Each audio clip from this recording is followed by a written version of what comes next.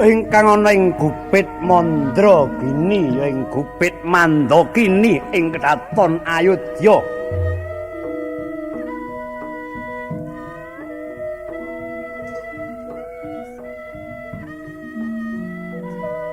Karwanata Sri Dasarata tetiga cacahipun.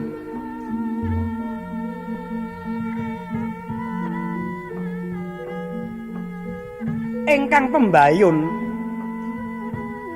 enguni garwaning Begawan Rawat Meja kang wis pejah dening Prabu Dasamuka.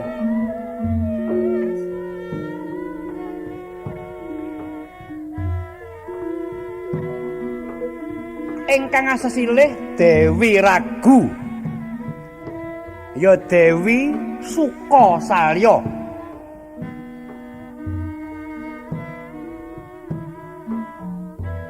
Dedeke pideksa pamulu jenar rema memak ngembang bakung panjang alembreh dumugi dhuwuring wadidang.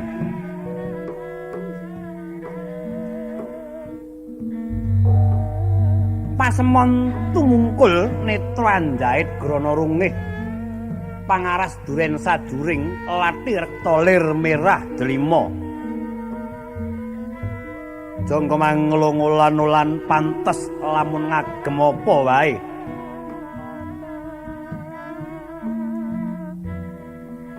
Yen ngendika tredhak yayah madu pinastika.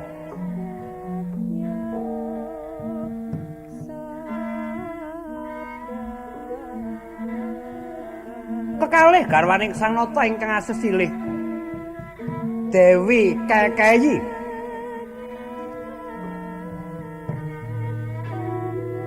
Dedek lencer pamulu jenar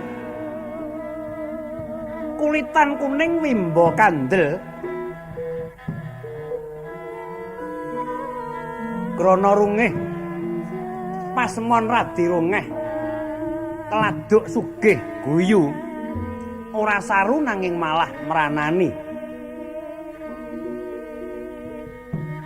Yen lumampah aradi rikat nanging tanti lari rama. Tumapaing padha ing darambah ngembat-embat kaya beksa.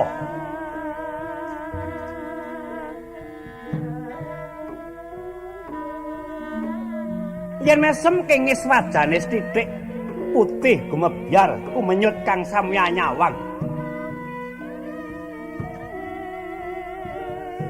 Yen tan kuwi tembene kang amulat kaya gogrok-gogroko dejantunge.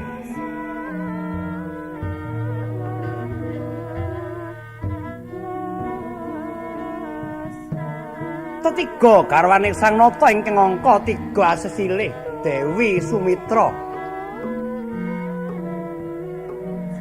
Sak sulahe sarwa prasaja dasare pinterange dibusana ngadi sarira.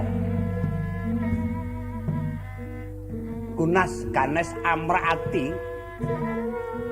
Wicarane mentes mboten nate sembrono.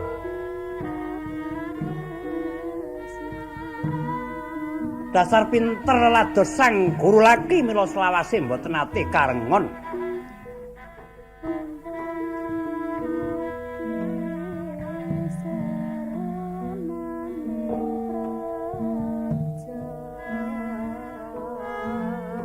Tetiga sang pramastrening nata kang wis nglasuk busana kang sarwae diluhung. Lenggana paningrating Prabaswasa kapernah panangkap ler wetan sinambi mriksani langening praja beksaning Badaya Srimpi. Perdangga munyang anyut-anyut kepuk imbalang rasih senggaan rebut wirama. Nuju sasuwing gangsa munya tengara konduring Sang Nata trangkinas. Sang Narbadayinta tetiga jumeneng saking palenggan mapakaken konduring Kang Rakanata Sri Dasarata.